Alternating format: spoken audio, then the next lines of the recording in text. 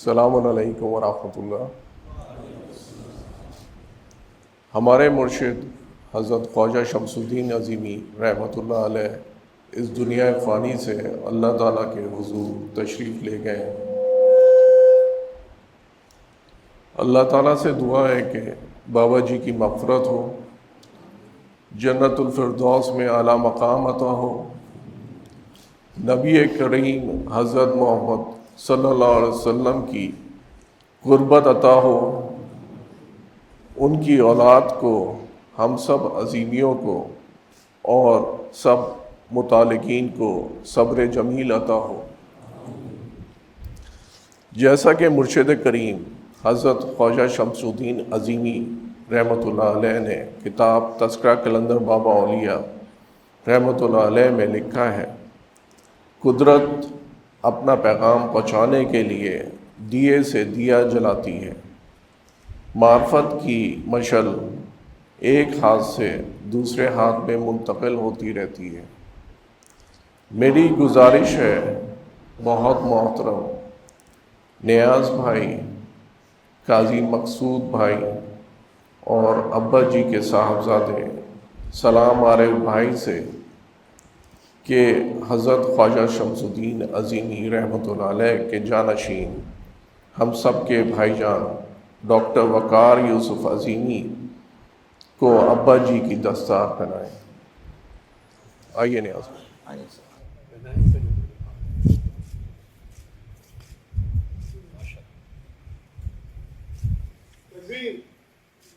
بسم اللہ الرحمن الرحیم، صلی اللہ تعالیٰ علی حبیبہ محمد وآلہ وصحبہ وسلم۔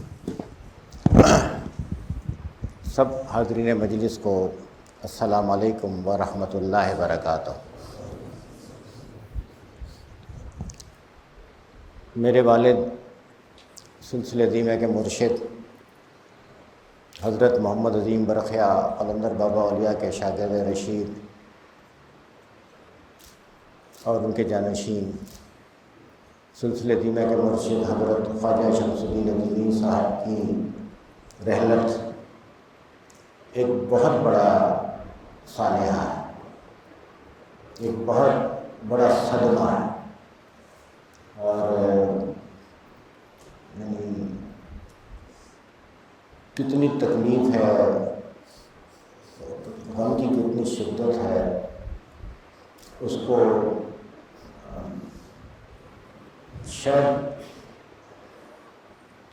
بیان کرنا تو الگ ہے، اس کی ڈیپتھ کا شاید خود کو بھی اندازہ نہیں، خود کو بھی اندازہ نہیں۔ ابا جی نے ساری عمر بہت محبت کے ساتھ، بہت شفقت کے ساتھ ہم سب کی پرورش کی، ہماری تربیت کی، ہمارے تزکیہ نفس کا اہتمام کیا، ہمیں اللہ کے قریب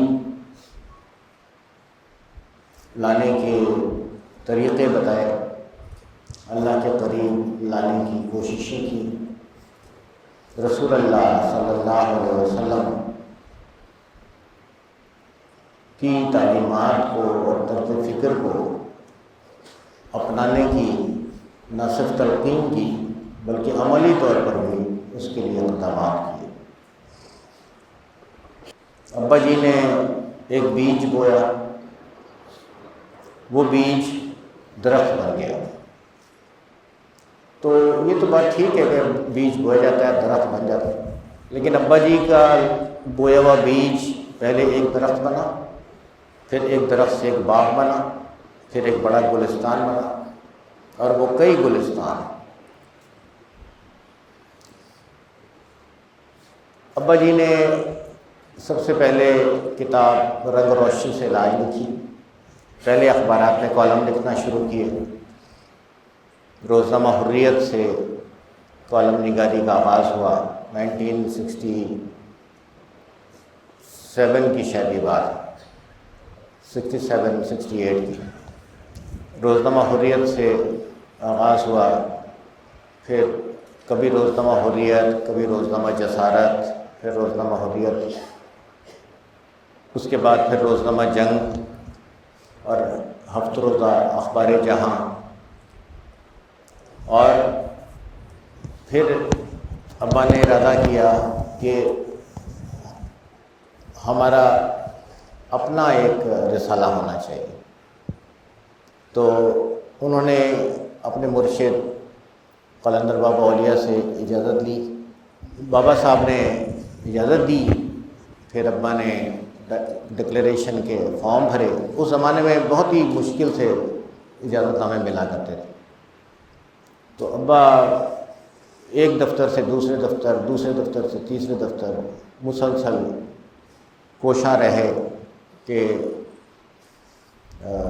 روحانی ڈائجسٹ کا ڈکلیریشن مل جائے۔ بڑی مشکلات تھی، بہت زیادہ، اور اس کے علاوہ ہمارے پاس مالی طور پہ وسائل بھی نہیں، پیسے بھی نہیں تھے، تو لیکن یہ کہ ابا نے نہیں سوچا کہ میرے پاس تو پیسے ہی نہیں ہیں، یہ کام کیسے ہوگا۔ تو سچی بات ہے کہ دفتروں آنے جانے کے بھی پیسے نہیں تھے، بسوں میں جایا کرتے تھے، جب کوئی دفتر دوسرا تھوڑا دور ہوتا تھا تو وہاں سے ایک دفتر سے دوسرے دفتر پیدل جایا کرتے تھے، اور لوگوں سے جو متعلقہ لوگ ہوتے تھے ان سے ملتے تھے، یار ہماری کام کا کیا ہوا، لیکن وہ مطلب کوششیں کرتے رہے۔ تو اس کے بعد جناب ڈکلیریشن مل گیا، اس میں 5-6 مہینے کا ٹائم ہوتا ہے رسالہ نکالنے کے لیے، تو ہمیں غالباً اگست 78 میں ڈکلیریشن مل گیا۔ تو اب سوال یہ تھا کہ ڈکلیریشن تو مل گیا ہے، اب رسالہ نکالنے میں پیسے نہیں ہیں، تو ہمارے پاس جو خط آتے تھے اور آتے ہیں، ہم ان کو ایک رجسٹر بنا لیتے تھے کہ ان صاحب کا خط آیا، تو ہم ان کا نام اور پتہ ہمارے پاس محفوظ ہوتا تھا۔ تو پھر ایک خط بنایا گیا، ابا نے خط بنایا کہ جی ہم ایک رسالہ نکالنا چاہتے ہیں روحانی ڈائجسٹ، اور اس میں آپ سے گزارش ہے کہ آپ اس کی ایڈوانس میں سبسکرپشن لے لیں۔ تو وہ خط بہت سارے سینکڑوں ہم بیٹھ کے لفافوں پہ نام لکھتے تھے، پھر ڈاک خانے میں جا کے پوسٹ کرتے تھے، تو سینکڑوں کی تعداد میں وہ خط ہر ہفتے پوسٹ ہوتے تھے۔ تو شروع میں تو کوئی اس کا رسپانس نہیں آیا، لیکن پھر آہستہ آہستہ اس کا رسپانس آنا شروع ہوا کہ ہمارے پاس منی آرڈر آنے شروع ہو گئے، اور کل رقم جمع ہوئی 17,400 روپے۔ یہ ہے وہ بنیاد جہاں سے ساری روحانی ڈائجسٹ اور باقی سب پبلیکیشن کا آغاز ہوا ہے۔ جبکہ لوگ کہتے ہیں اس کام کے لیے تو بہت پیسہ چاہیے پبلیکیشن کے لیے۔ میرا مطلب ہے کہ ابا نے وسائل نہ ہونے کو یا وسائل کی کمی کو اپنے ارادے میں کبھی رکاوٹ نہیں بننے دی۔ جو سوچا اس کے لیے پیسہ پاس نہیں ہوتا تھا، لیکن جو وہ سوچتے تھے جب وہ عمل کرتے تھے تو وسائل آنا شروع ہو جاتے۔ دیر سے آئیں، دیر سویر ہو جائے وہ الگ بات ہے۔ تو انہوں نے ہمیں یہ بھی درس دیا ہے کہ آدمی کا ارادہ اور آدمی کی لگن جو ہے نا وہ سچی ہو تو وسائل قدرت خود جنریٹ کر کے دیتی ہے، قدرت خود وسائل فراہم کرتی ہے۔ اور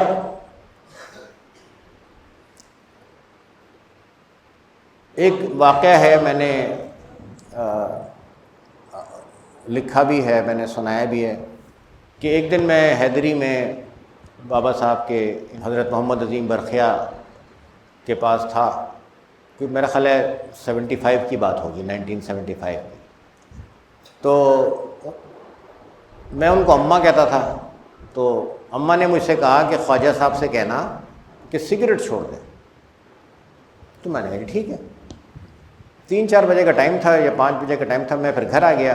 اچھا گھر آئے تو ابا نہیں تھے گھر میں، اور پھر نیکسٹ ڈے آ گیا میں کہیں باہر گیا ہوا تھا، تو میں جب باہر سے واپس آیا تو یہ بھی کچھ سپہر کے وقت تھا، تو ابا اپنے کمرے میں ٹیبل پہ بیٹھ کے اور کالم لکھ رہے تھے، اور ان کے ہاتھ میں سگریٹ بھی تھی۔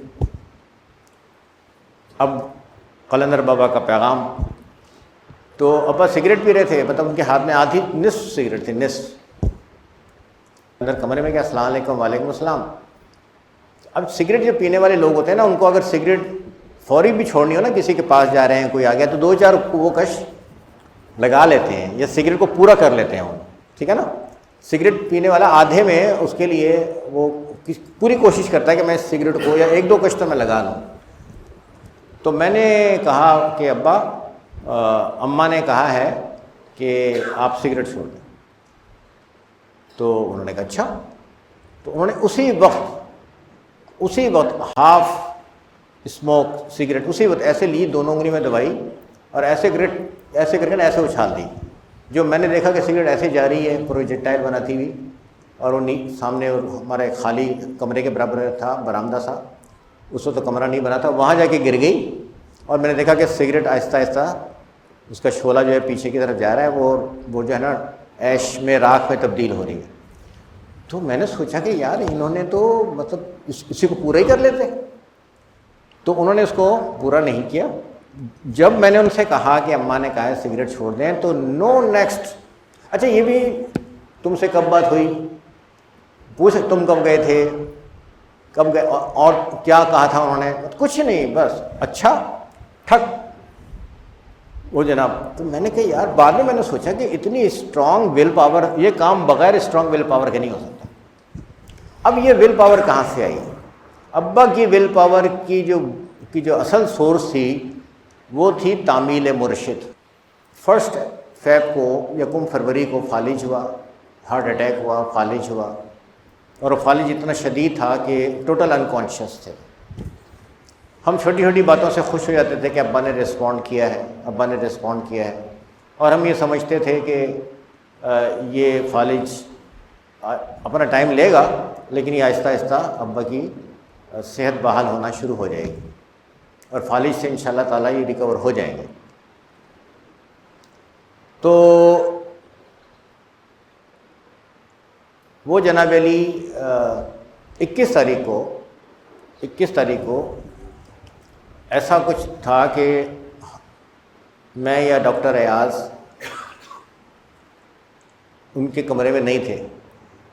نرسنگ اٹینڈنٹس نے ڈاکٹر ایاز کو بتایا کہ اچانک لاسٹ ڈے زندگی کا آخری دن، اچانک ان کے منہ سے جو بالکل خاموش تھے، کوئی زبان حرکت نہیں کر رہی تھی، بالکل خاموش تھے، کوئی موومنٹ نہیں تھی، ٹھیک ہے نا، ٹوٹل انکانشیس جو ہوتی ہے فالج کی اسٹیٹ.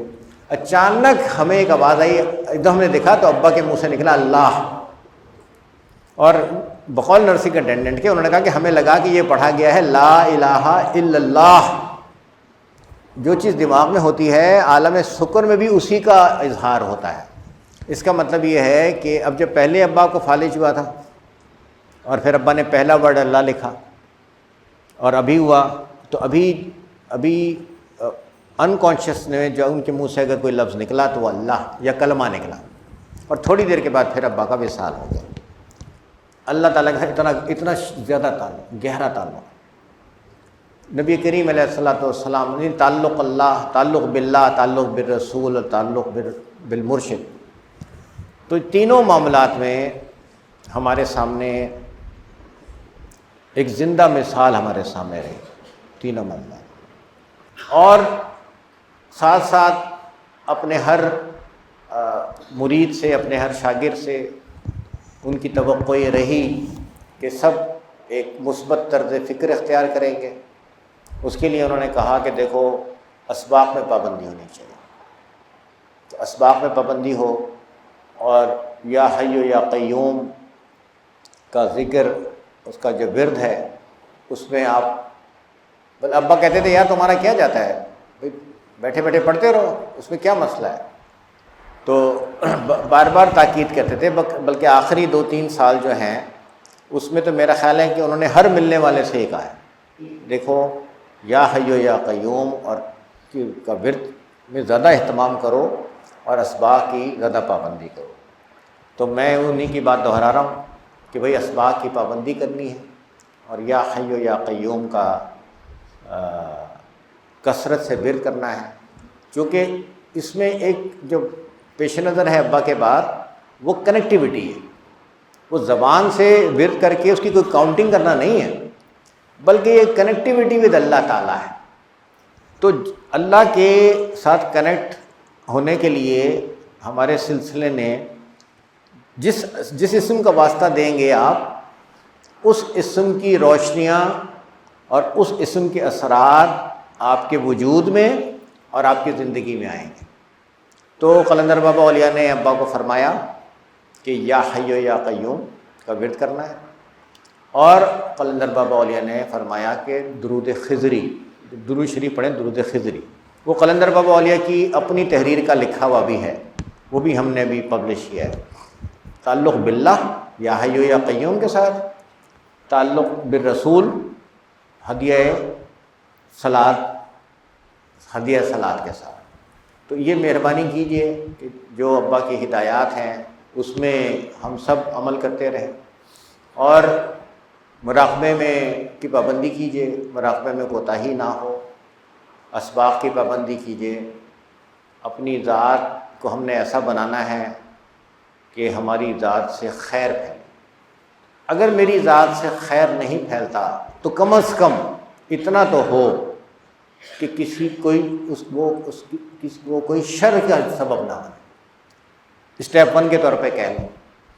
اور جتنی اللہ توفیق دے اتنا اللہ کی مخلوق کی خدمت کی جائے، اپنے مال سے، اپنے کاموں سے، ہاتھ سے، مال سے، میٹھے لیں۔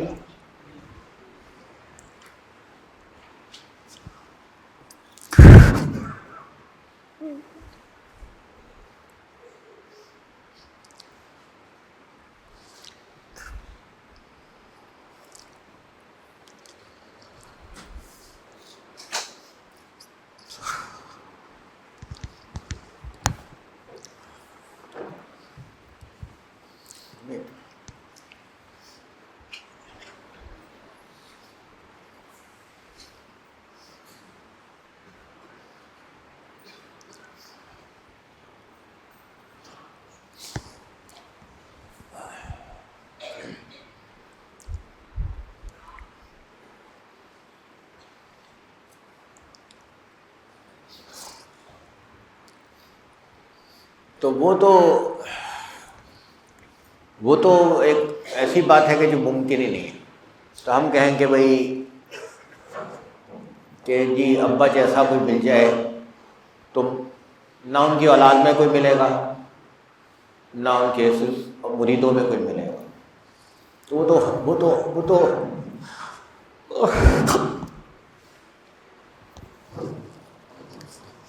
تو وہ لاس تو ہو گیا، وہ لاس تو ہو گیا۔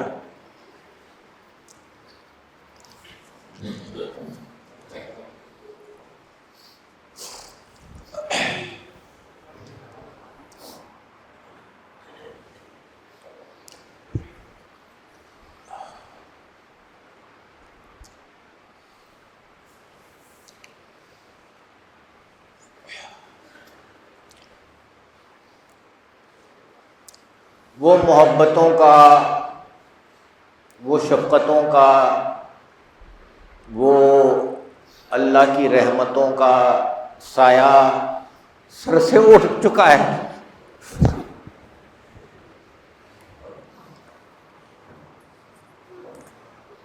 اس سے ہم محروم ہو گئے ہیں۔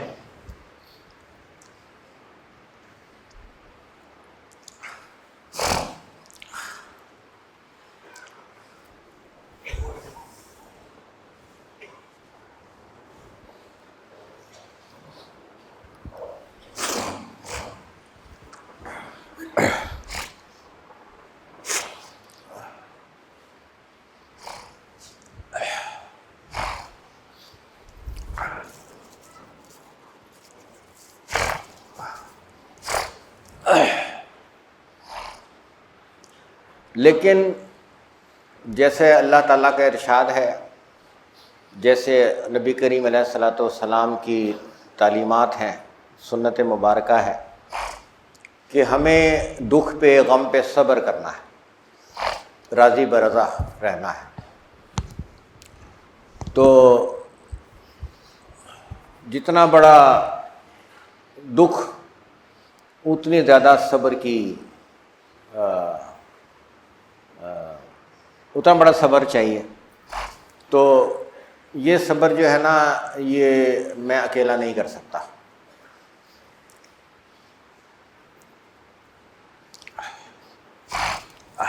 بحیثیت بیٹے کے، بحیثیت مرید کے، سلسلے کے رکن کے، یہ صبر میں اکیلا نہیں کر سکتا. یہ صبر آپ اکیلے نہیں کر سکتے. تو ہمیں ایک دوسرے کا سہارا بننا ہوگا.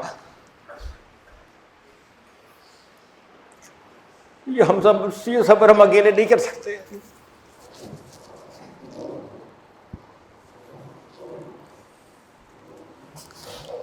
ایک دوسرے کو تسلی دیں. میں آپ سے تعزیت کرتا ہوں ابا کی، میں آپ کو پرسہ دیتا ہوں ابا کا، آپ مجھے پرسہ دیں.